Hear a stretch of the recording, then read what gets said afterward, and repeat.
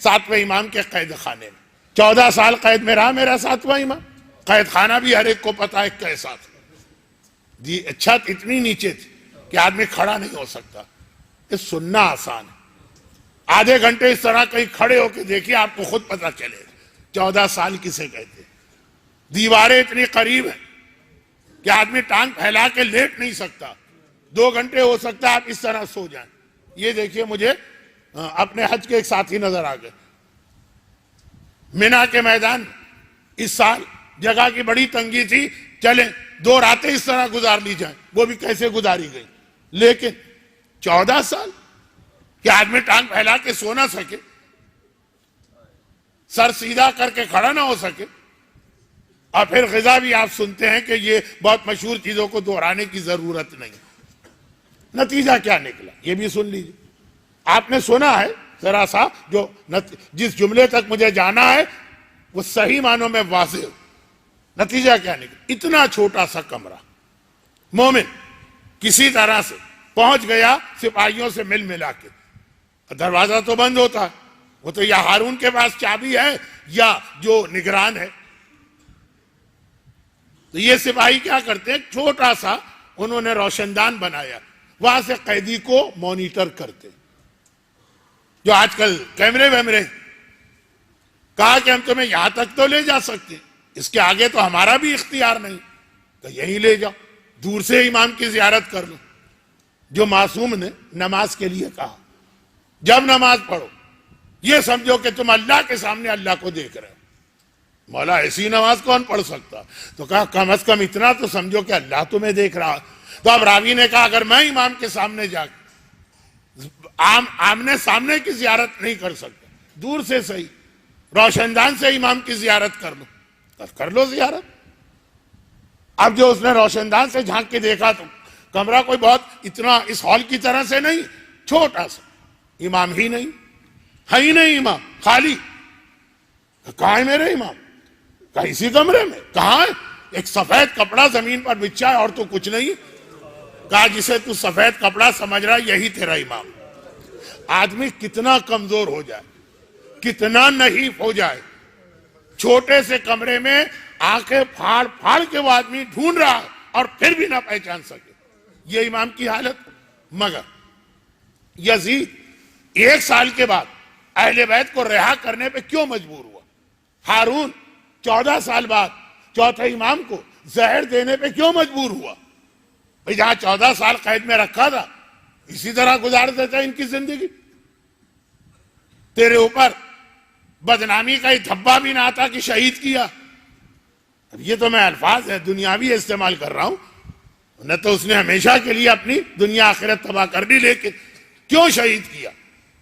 صرف اس لیے کہ یہ جیل بھی ظالموں کے لیے ایک مسئلہ بن گئی تھی, کیونکہ وہ ڈھونڈ ڈھونڈ کے ایسے جنگلیوں اور وحشیوں کو لاتے تھے جن کے سینے میں دل نہیں پتھر ہوتا, تاکہ جتنا ظلم حاکم کا ہے وہ کرتے جائیں. مگر اہل بیت کی مظلومیت, اہل بیت کی اس حالت میں عبادت, اہل بیت کا اس حالت میں شکر خدا. ہمارا جاب چھن جائے تو ہم اللہ سے لڑنے کو تیار ہو جائیں, ہمارے گھر میں پیسے کی کمی آ جائے تو ہم نعوذ باللہ ساتھ پوچھتے ہیں اللہ کی, بخشیوں کھیڑ کے رکھ دیں. ایسے ایسے جملے میں نے سنے. اور یہاں پہ اس قید خانے میں بیٹھ کے کہنا الحمدللہ, ساری تعریفیں اس اللہ کی جس نے اپنی عبادت کے لیے تنہائی کا موقع مجھے دیا. تو اب یہ کہ ظالم سے ظالم انسان ہے, ٹھیک ہے, محاورتاً کہا کہ اس کے سینے میں پتھر ہے, لیکن دل جو بدل جاتا. ہر 6 مہینے کے بعد اسے سپاہی بدلنا پڑ رہا ہے. ایک سے ایک ظالم افریقہ کے جنگلوں تک سے لے کے آیا. تو اب یہ ان کا مسئلہ. ان میں سے ایک اتنا زیادہ 7ویں امام سے متاثر ہوا. اس واقعے سے 2 نتیجے نکلیں گے. ایک چوتھے امام کا اصل امتحان اور ایک چوتھے امام کے مصائب میں اس سے ملتا جلتا واقعہ. اب بات ختم. ایک ایسا آ گیا جو حد سے زیادہ متاثر ہو گیا, ایسا سید, ایسا مظلوم, ایسا ظلم سہنے والا, پھر اتنا خوش, پھر اپنے اللہ پہ اتنا راضی. اس نے چوتھے امام کو اس قید خانے سے نکال کے ایک مکان میں منتقل کر دی. حکمرانوں کی جانب سے جو انچارج ہوتے ہیں ان کو ایک حکم ہوتا کہ اگر تمہیں یہ پتا چلے کہ ان کو چھوڑانے ان کے چاہنے والے آ رہے ہیں، فوری طور پہ ان کی قید بدل لو، پھر ہم سے رابطہ کرو، پھر بات ہوتی رہے گی۔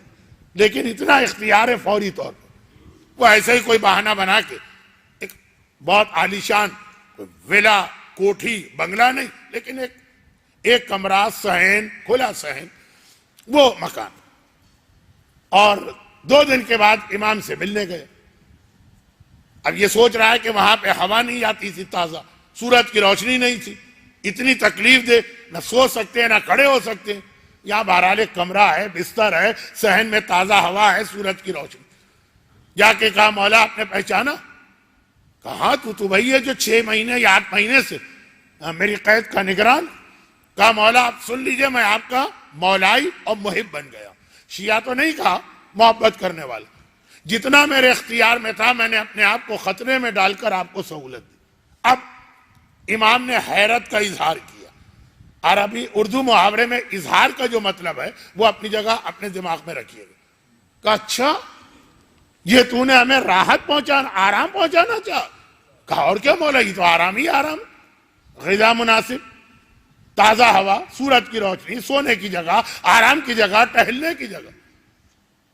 کہا اس سے تو وہ قید خانہ اچھا تھا، اگر واقعاً تو ہمارا محبت کرنے والا ہمیں وہاں منتقل کر دے۔ گھبرا کے کہا مولا یہاں ایسی کیا تکلیف ہے، مجھے بتائیے میں دور کروں۔ کہا یہاں کہاں لے آیا، یہ بغداد شہر، دنیا کا اس زمانے کا پیرس، چاروں طرف پیسے والوں کے گھر ہے، یعنی بغداد کا غریب بھی پیسے والا ہوتا تھا، اور جہاں پیسہ آتا ہے وہاں سب سے پہلے عیاشیاں، بے حیائی، بے حجابی، گانا بجانا آتا، چنانچہ چاروں طرف گھروں سے گانوں کی آواز گونجتی رہتی۔ امام نے کہا یہ جن آوازوں کے بیچ میں لا کے تو نے مجھے بٹھا دیا تو حرام آواز ہے، گانا گناہ کبیرہ ہے۔ اب مولا اب یہ تو میرے اختیار میں نہیں ہے کہ پورے شہر میں یہ پابندی لگا دوں، تو کہا پھر مجھے وہیں منتقل کر دے۔ وہ تنگ کمرہ، وہ بغیر تازہ ہوا کی جگہ، وہ بغیر سورج کی روشنی، وہاں گزارا ممکن ہے کیونکہ وہاں اللہ کی نافرمانی نہیں، اور یہاں کے سارے آرام قبول نہیں ہے کیونکہ ساتھ میں اللہ کی نافرمانی۔ نعوذ باللہ، ہم اور آپ بھی اگر ہوتے تو جان بوجھ کے گناہ نہیں کر رہے ہیں، خود بخود آواز کان میں آ رہی ہے، مگر ہمارے لیے ہو سکتا مسئلہ شرعی میں گنجائش ہو، امام کو بتانا یہ کتنا بدترین گناہ ہو۔ تو چوتھا امام، گھر محفوظ، خاندان والے محفوظ، جائیداد محفوظ، جسے چاہے لا کے اپنے گھر میں رکھو وہ بھی محفوظ۔